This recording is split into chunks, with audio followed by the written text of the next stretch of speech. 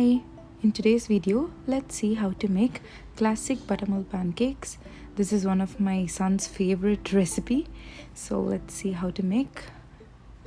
So take a large mixing bowl and add 2 cups of flour or maida. Let's sieve it just to avoid if there is any lumps. So quick sieve, and then I'm adding half a teaspoon of salt, 2 tablespoons of sugar,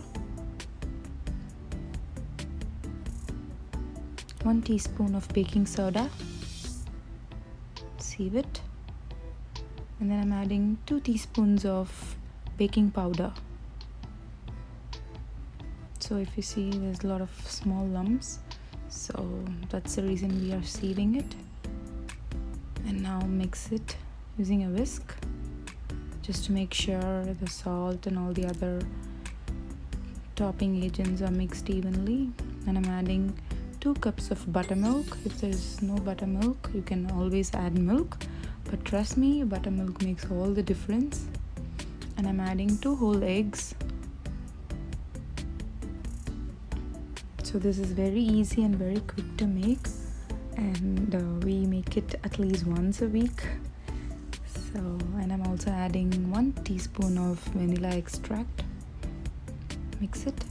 So mix everything evenly without any lumps, and it forms into a very smooth runny batter.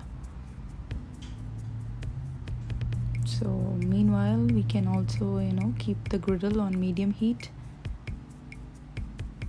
low medium heat, so that we get nice golden color. So once the pan is hot, about 1/3 cup of batter. So for my son today, I'm topping off with some semi-sweet choco chips. These are very mini choco chips, so I'm adding generously. So once you see the bubbles on the top, you can flip it. You can always peep to see if you get the color. So see the golden color on top. So again, roughly about 2 minutes on the other side, and then it's done.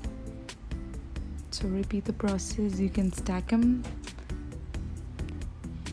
You can also apply some butter before you pour the batter, but since I'm using a non-stick griddle, I'm just pouring it straight.